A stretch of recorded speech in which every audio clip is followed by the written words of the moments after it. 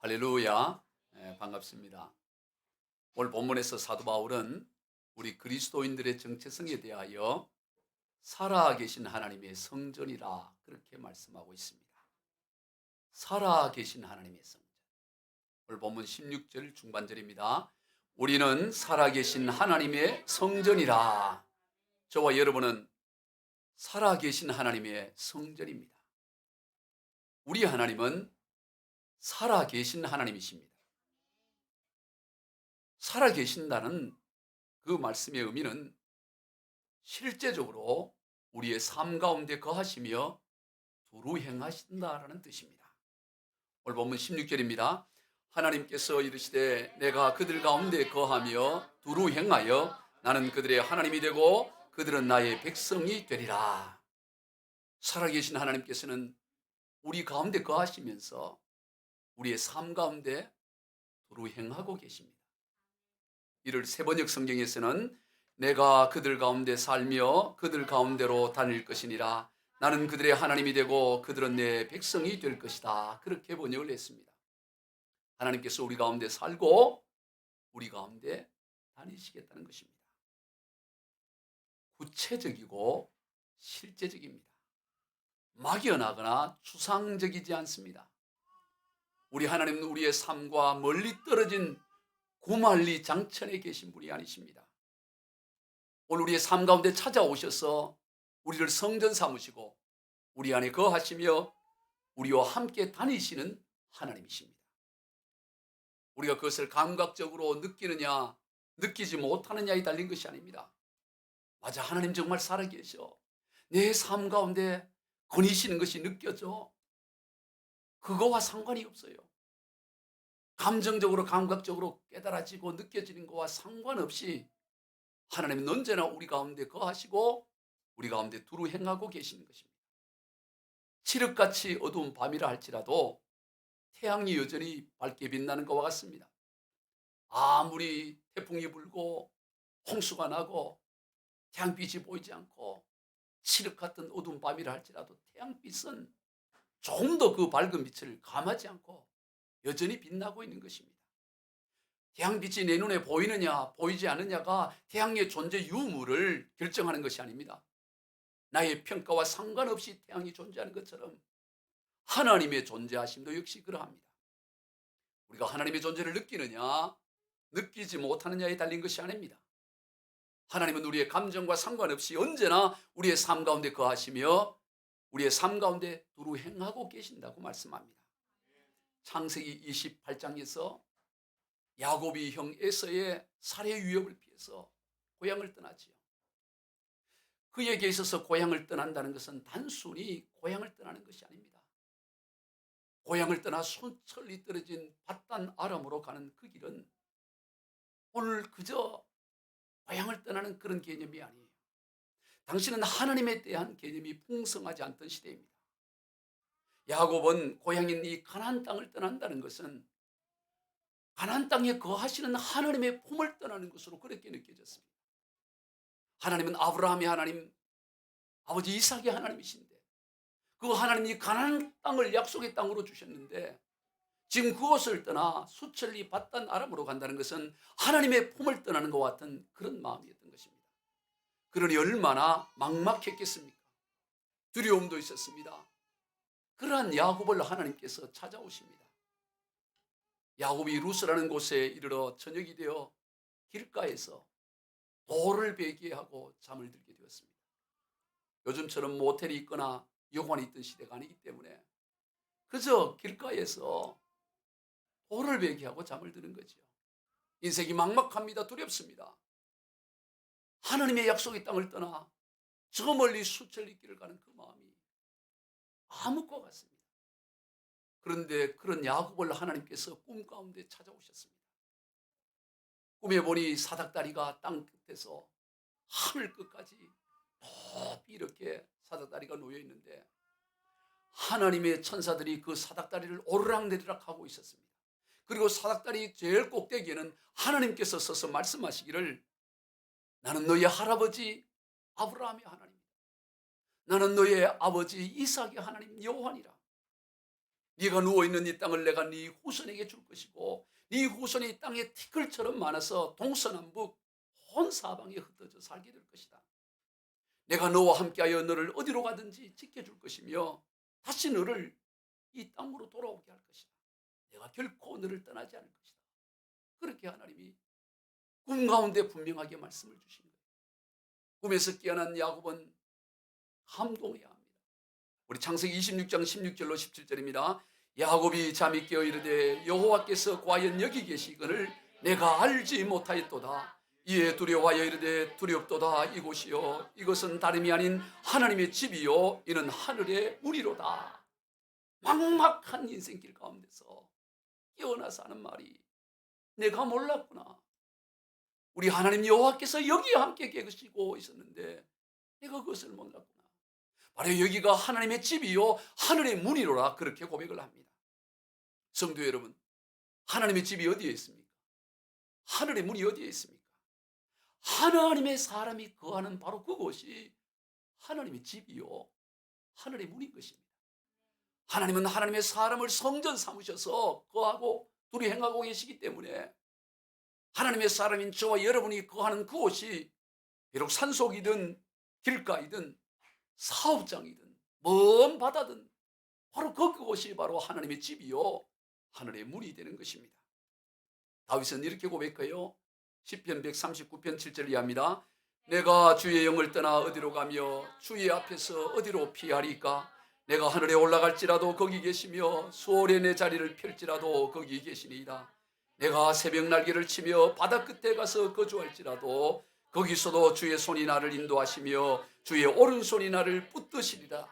내가 하늘 높은 곳에 올라가도 거기도 하나님 계시고 땅속 깊은 수월에 가도 거기도 하나님 계시고 먼 바다 끝에 가서 거기서도 하나님이 나와 함께 하시며 그의 오른손으로 나를 붙들어 주시고 있다라고 그렇게 고백하는 것입니다. 언제 어디서나 우리 하나님은 함께 하십니다. 우리를 성전 삼으시고 우리 가운데 두루 행하고 계시는 것입니다. 그러니 이제 우리가 어떻게 살아야 하겠습니까? 간단합니다. 늘 하나님을 의식하며 살아가야 합니다. 늘 하나님의 면전에 있음을 기억하며 살아가야 하는 것입니다. 그것이 바로 세상과 구별된 거룩한 삶입니다. 여러분, 거룩한 삶이라는 것은 하나님의 면전에 있음을 기억하고 하나님을 의식하고 살아가는 삶을 말하는 것입니다. 오늘 보면 14절로 16절입니다. 너희는 믿지 않는 자와 멍에를 함께 매지 말라. 의와 불법이 어찌 함께하며 빛과 어둠이 어찌 사귀며 그리스도와 벨리알이 어찌 조화되며 믿는 자와 믿지 않는 자가 어찌 상환하며 하나님의 성전과 우상이 어찌 일치가 되리요. 어찌라는 말을 쓰는 거예요. 빛과 어둠이 어찌 함께 있을 수 있겠느냐. 하나님과 우상이 어찌 함께 할 수 있겠느냐. 그럴 수 없다는 것입니다. 한마디로 말하면 우리는 세상과 구별된 삶을 살아야 된다는 것입니다. 적당히 섞여 살아갈 수 없다는 것입니다. 우리는 누구나 세상 가운데 살고 있습니다. 누구도 세상을 떠나서는 살 수가 없습니다. 세상 한가운데 살고 있습니다. 그러나 세상에 살고 있지만 세상에 속해 있는 것은 아닙니다. 그것을 기억해야 돼요. 기름이 물 위에 떠 있지만 물속에 속하지 않는 것과 같습니다.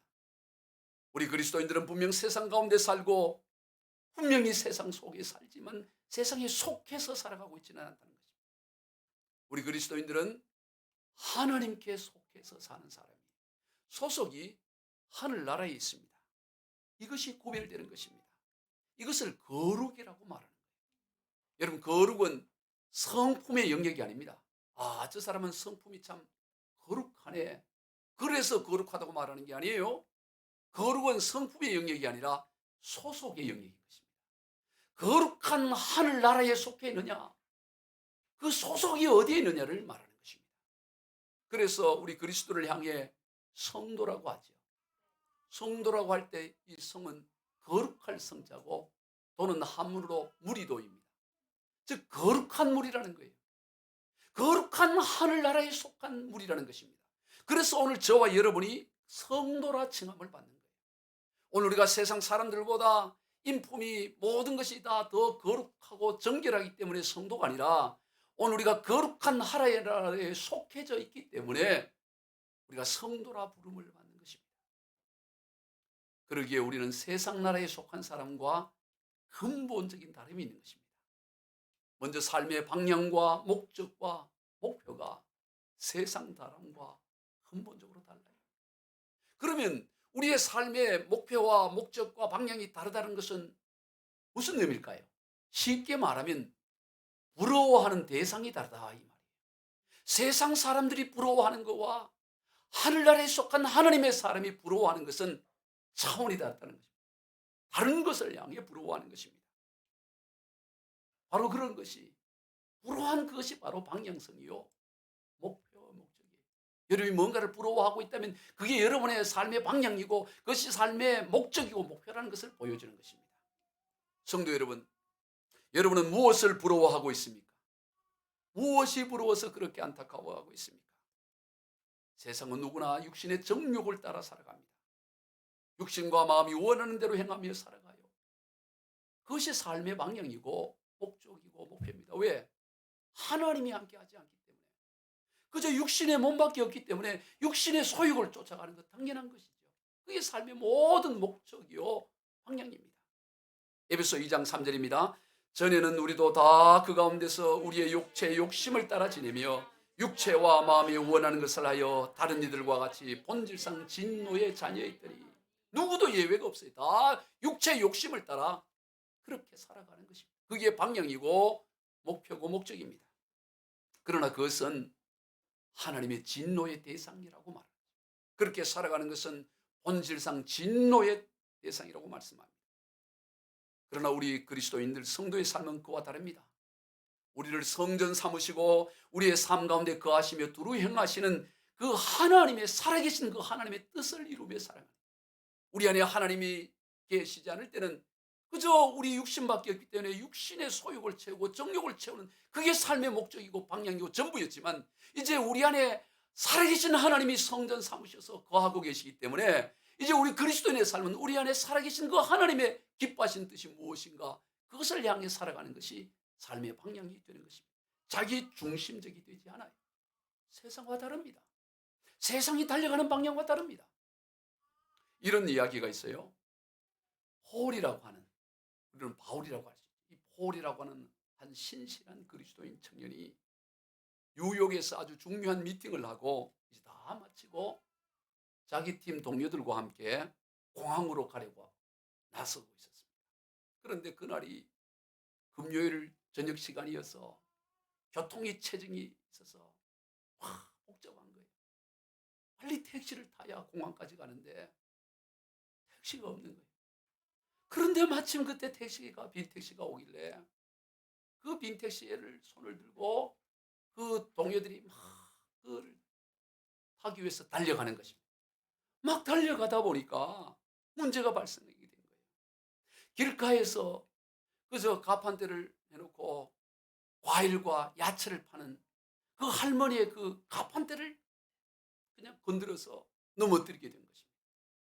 그래서 지금 빨리 저 택시를 타야 가기 때문에 그 넘어진 가판대를 신경을 안 쓰고 그냥 다들 달려가는 거예요.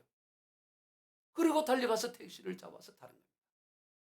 그런데 폴은 달려가지를 않고 거기 멈추는 것입니다. 그랬더니 이 동료 팀원들이 빨리 타라고 빨리 지금 안 타면 비행기 놓친다고 빨리 어서 달려오라고 그래 소리를 지르는데 이 폴은 아니라고 먼저 가시라고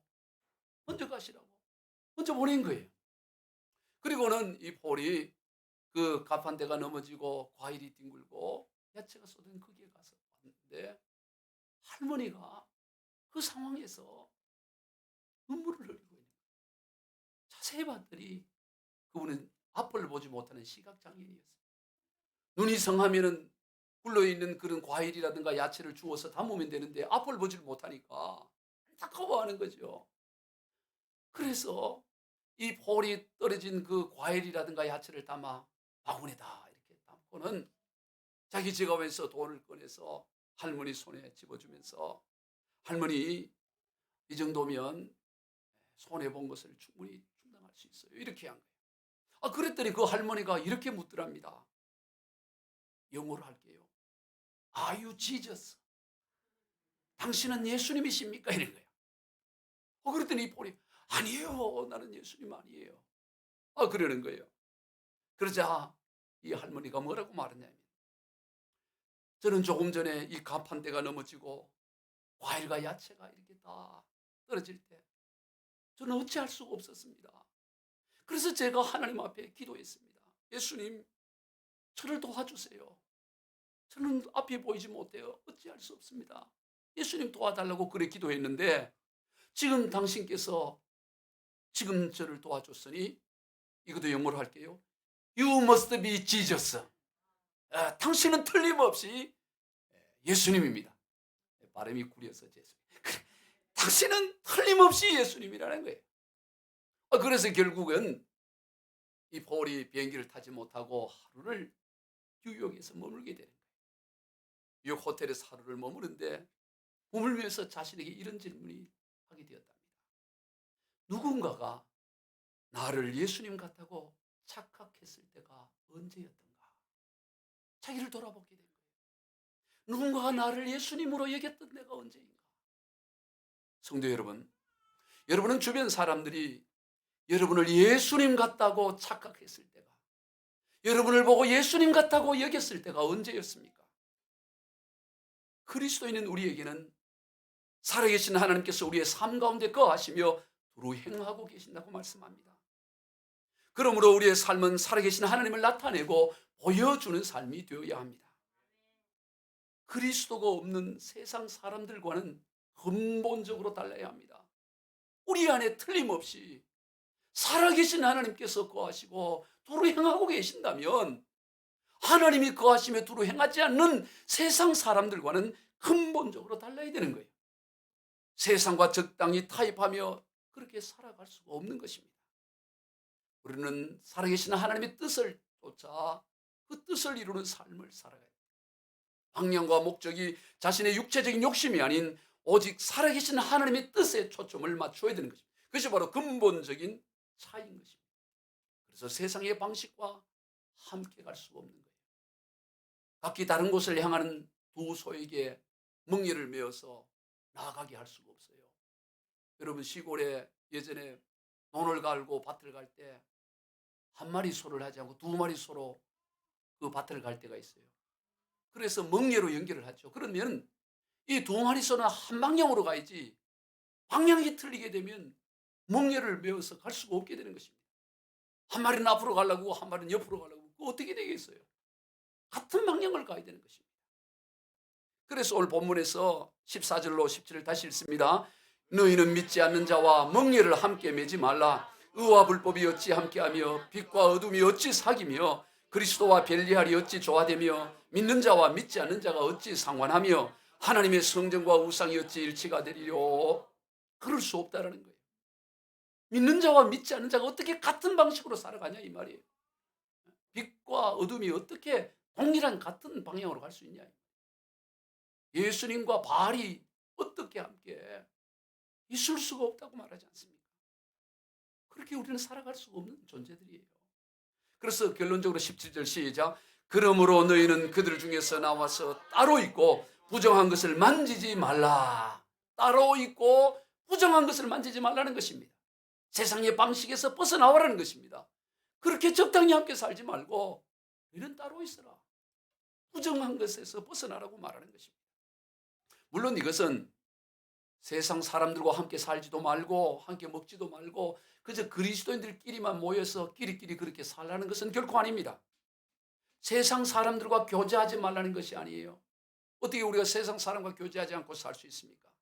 이 말씀의 뜻은 세상과 함께 세상을 따라 살아가지 말라는 거예요. 세상을 따르는 삶을 살지 말라는 거예요. 그리고 세상을 따르는 그리스도인 성도와는 그들하고는 밥도 먹지 말라는 거예요. 아주 강한 말씀을 하는 것입니다.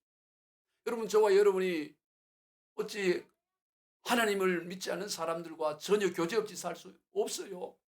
우리가 하나님을 믿지 않는 사람이 짜장면집을 하고 중국집을 한다고 해서 거기 가서 우리가 짜장면 시켜 드실 때 아저씨 살아계신 하나님 믿으세요? 안 믿는데요. 그럼 나도 안 먹을 거예요. 이렇게 할 수가 없다 이 말이에요. 그거는 뭐 그걸 만드시는 분이 믿든 안 믿든 상관없이 우리가 맛있으면 먹고 맛없으면 맛있는 집 찾아가서 먹는 거죠.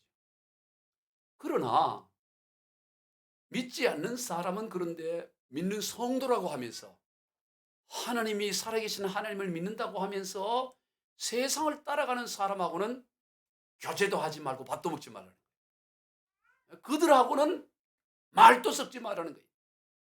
하나님이 살아계신 하나님을 믿는다고 해서 어떻게 세상 방식으로 살아가냐. 그런 집에는 가서 밥도 먹지 마라. 이걸 지금 말씀하는 거예요. 하나님 모르는 사람이 어쩔 수 없지만 하나님을 안다고 하면서 살아계신 하나님을 모시고 산다고 하면서 세상을 따라가는 인생과는 조금 더 교제를 하지 말라고 그렇게 엄하고 말씀해요. 오늘 고린도전서 5장 10절로 11절을 읽습니다. 이 말은 이 세상에 음행하는 자들이나 탐하는 자들이나 속여 빼앗는 자들이나 우상 숭배하는 자들을 도무지 사귀지 말라 하는 것이 아니니 만일 그리하려면 너희가 세상 밖으로 나가야 할 것이나 이제 내가 너희에게 쓴 것은 만일 어떤 형제라 일컫는 자가 음행하거나 탐욕을 부리거나 우상 숭배를 하거나 모욕하거나 술 취하거나 속여 빼앗거든 사귀지도 말고 그런 자와는 함께 먹지도 말라 함이라. 얼마나 놀라운 말씀이에요. 하나님을 믿는다고 하면서도 적당히 믿고 우상을 섬기고 술 취하고 세상 방식 쫓아가고 음담 패설하고 그런 인간들하고는 밥도 먹지 말라고 그렇게 엄하게 말하는 것입니다. 왜냐하면 성도는 세상을 따라갈 수 없는 거예요. 세상을 따라가는 사람은 더 이상 성도가 아닌 것입니다. 왜냐하면 성도는 결코 그럴 수 없기 때문에. 살아계신 하나님을 믿는 성도가 어떻게 하나님 면전에서 하나님은 우리 가운데 계시는데 세상을 따라갈 수 있습니까? 남편이 있는 아내가 어떻게 남편의 면전에서 다른 남자와 관계를 할 수 있어요? 불가능한 일이죠. 만약 그렇다면 더 이상 그들은 남편과 아내의 관계가 아닌 것입니다. 결코 그럴 수가 없는 것이에요. 종교개혁자들이 즐겨 사용하는 말 가운데 라틴어로 코람데오라는 단어가 있습니다. 이 코람데오, 코람이라는 단어가 뭐뭐의 면전에서 뭐뭐 앞에서라는 뜻이에요. 데오라는 뜻이 하나님입니다. 그래서 코람데오라는 이 단어를 합치면 하나님의 면전에서 하나님 앞에서라는 이런 뜻이에요. 당시 종교개혁자들은 이 단어를 즐겨 사용했어요. 코람데오. 우리는 지금 하나님 앞에 있다. 어떤 살해 위협을 하고 어떤 공격을 하더라도 우리는 굴복할 수 없고 진리를 향해 나간다. 마틴 루터는 이 코람데오라는 단어를 즐겨 사용했어요. 그가 종교개혁을 진행하는 가운데 로마 교황으로부터 그 모든 것이 파문되어 버렸습니다. 신부로서 파문이 되어버리고 그리고 로마 교황 레오 10세가 그 당시의 황제인 찰스 5세로 하여금 제국회의를 열어서 재판을 열어서 그를 죽이도록 그렇게 압력을 가했습니다. 그래서 찰스 5세가 보름스라는 이 이탈리아 남쪽에 있는 이 보름스라는 곳에서 보름스 국제회의라는 재판을 열게 된 것입니다. 그래 루터를 소환을 한 거예요. 그렇게 다들 만류하는 것입니다. 루터 거기 가면 당신 죽습니다. 살아올 수 없습니다. 그래 가지 마세요. 그런데도 불구하고 루터는 그 보름스를 향해서 가는 거예요. 보름스를 향해 가면서 다시 돌아올 수 없는 죽음의 길을 수가 있어요. 드디어 그 재판정에 들어갈 때 그가 이런 말을 남겼습니다. 지붕을 덮은 수만 장의 기와장이 악마로 변하여 나를 공격한다 할지라도 지붕이 있잖아요. 지붕에 그 기와장 수많은 기와장 저 기와장 하나하나가 전부 악마가 돼가지고 나를 전부 다 달려들어서 내게 공격한다 할지라도 하나님이 내 주장을 꺾으라 말하지 않는 이상 성경이 내 주장이 진리가 아니라는 것을 보여주지 않는 이상 나는 당당히 내 목숨과 함께 이 재판장에 들어서리라. 다 만류하는데 성경이 네 주장을 꺾으라고 말하지 않는다면 하나님이 그렇게 나는 들어가겠다는 거예요. 그때 그 루터의 나이가 만 38이에요. 젊은 나이예요. 저는 요즘 이제 50 중반을 향해 가다 보니까 자꾸 나이에 관심이 있어요. 이 사람이 이때 몇 살이었을까? 그리고 나는 이때 이럴 수 있었을까? 해보니까 저보다 한참 어려요, 한참 어려. 38 이 젊은 이 루터가 지붕에 수많은 그 기와장이 다 악마가 되어 나를 공격해도 나는 내 주장 하나님이 꺾으라고 하지 않으면 꺾지 않겠다. 당당히 걸어갑니다. 재판장에 서게 됩니다. 그의 주장을 철회하라고 말합니다. 그가 그 당시에 한 20여 권 집필을 했는데 그 책을 다 잘못했다고 해라. 그러면 살려주겠다고 하라. 그때 그 황제가 그렇게 협박을 했는데도 그는 뭐라 그러 말하냐면 내 양심은 하나님의 말씀에 사로잡혀 있습니다. 따라서 나는 아무것도 철회할 수 없으며 또 철회하지도 않을 것입니다. 왜냐하면 양심을 거스리는 말은 옳지도 않고 안전하지도 않기 때문입니다. 야, 대단하잖아요. 내가 내 양심에 벗어난 그저 내가 살기 위해서 내 주장을 철회하는 그것은 옳지도 않을 뿐만 아니라 안전한 것도 아니다라는 것이. 그러면서 나는 달리 어떻게 할 도리가 없습니다. 호리가 없다는 거예요. 나는 호람되어 하나님 앞에서 내가 어떻게. 그러면서 여기에 내가 서 있나이다. 하나님이여 나를 도우소서. 아멘. 이렇게 당당해요. 그가 그 재판을 받던 이 보름수 그 우에서 가까이에 한번 걸어 나가면 루터 공원이 있어요. 그 루터 공원에 가면 여기죠. 그 중앙에 루터상을 만들었어요. 제가 몇 년 전에 여기 갔다 왔잖아요. 그리고 그 내 귀퉁이에는 그 전에 종교개혁자들 4명, 루터 이전에 종교개혁자들이 거기에 있는데 그 루터의 동상 밑에 그가 이 보름수 제국회의에서 재판에서 했던 말을 그대로 독일어로 적어놨습니다. 그 내용이 뭐냐면 내가 여기 서 있습니다. 나는 달리 아무것도 할 수 없습니다. 하나님 나를 도와주소서. 아멘. 이게 적혀 있어요. 지금 뭐 적혀 있는 게 보이죠? 독일어로 적혀 있습니다. 하나님 앞에서 선택할 수 있는 게 없다는 거예요. 달리 아무것도 할 수 없습니다. 여러분 하나님 앞에서 어떻게 목숨 구하자고 적당히 타협할 수 있겠어요? 그럴 수가 없었던 것이죠. 보름수 제국회의 그 종교재판 전날 그도 육신을 가지고 있기 때문에 두려움이 있지 않겠어요? 결국에는 그 재판으로 인해서 그 생명권이 박탈돼 버려요.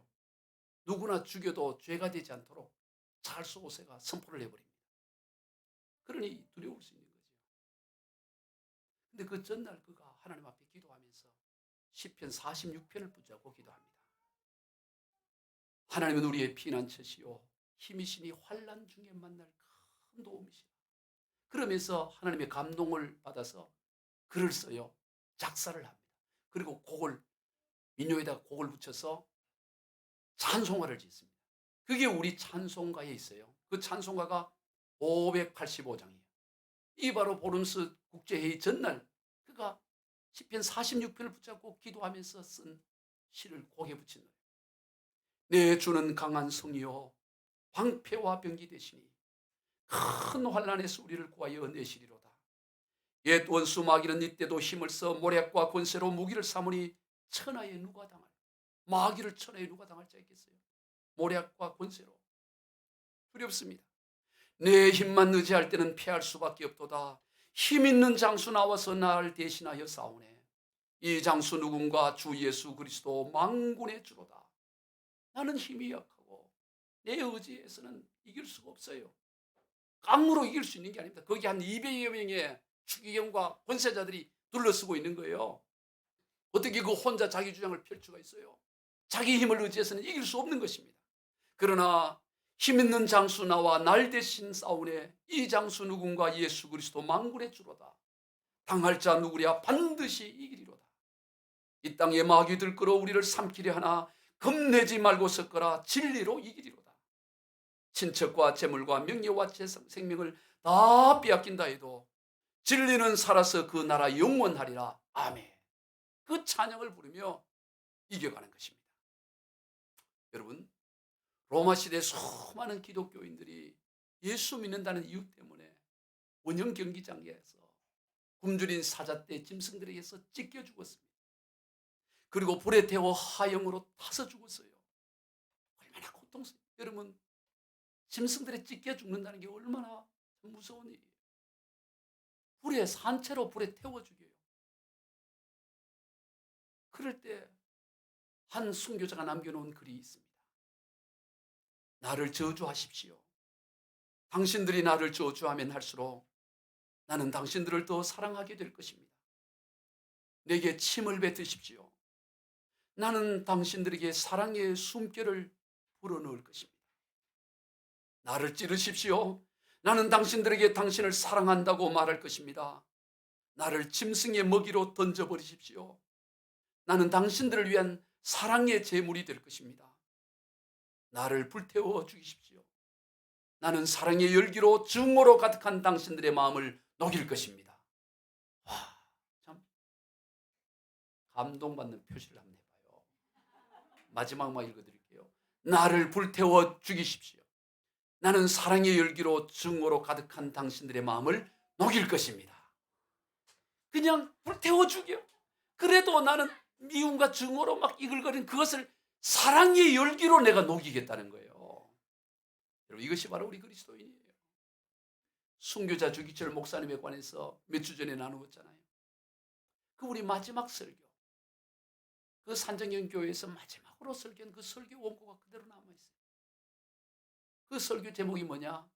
나의 5종목의 기원, 나의 5가지 종목의 기원이라는 5가지 기도 제목이라는 그것으로 설교를 했어요. 그 중에 4번째 기원입니다. 다 읽을 시간이 없어서 4번째 기원이 제목이 의에 살고 의에 죽도록 하여 주옵소서. 한번 따라해 봅시다. 의에 살고 의에 죽도록 하여 주옵소서. 이게 그가 4번째 한테지 내용이었습니다. 내용이 이래요. 사람이 이 세상에 태어나서 사람으로서 마땅히 해야 할 의가 있습니다. 나라의 신민이 되어서는 충절의 의가 있고, 여자가 되어서는 정절의 의가 있고, 그리스도인이 되어서는 그리스도인으로서의 신앙의 정조가 있습니다. 쭉 중약을 하고 못합니다, 못합니다. 이렇듯 그리스도의 진정한 신부는 다른 신에게 정절을 깨뜨리지 못합니다. 그리스도의 신부는 신사 우상에 절하지 못합니다. 이 몸이 어려서부터 예수 안에서 자라났고 예수께 헌신하기로 10번 100번 맹세했습니다.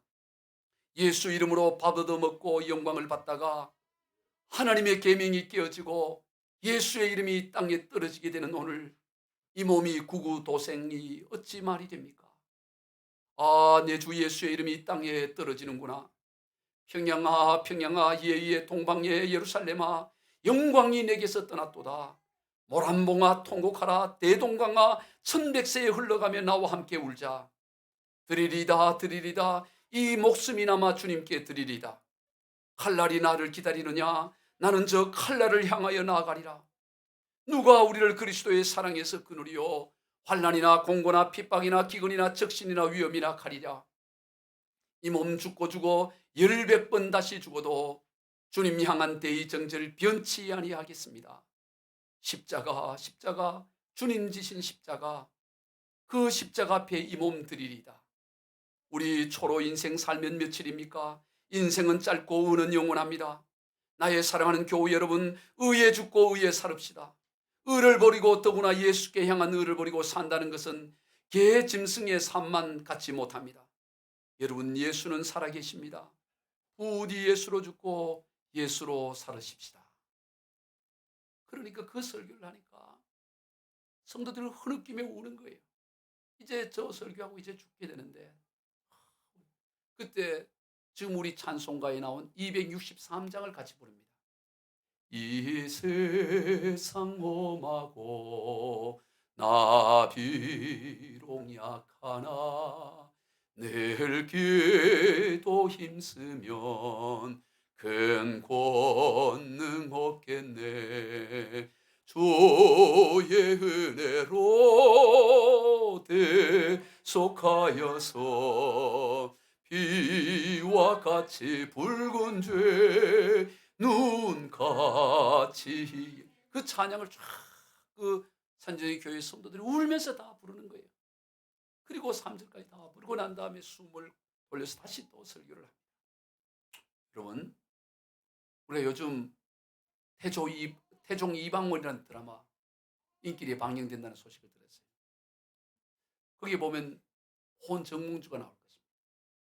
고려시대 포원 정몽주는 멸망해가는 고려와 이미 꼭두각시 임금이었어요.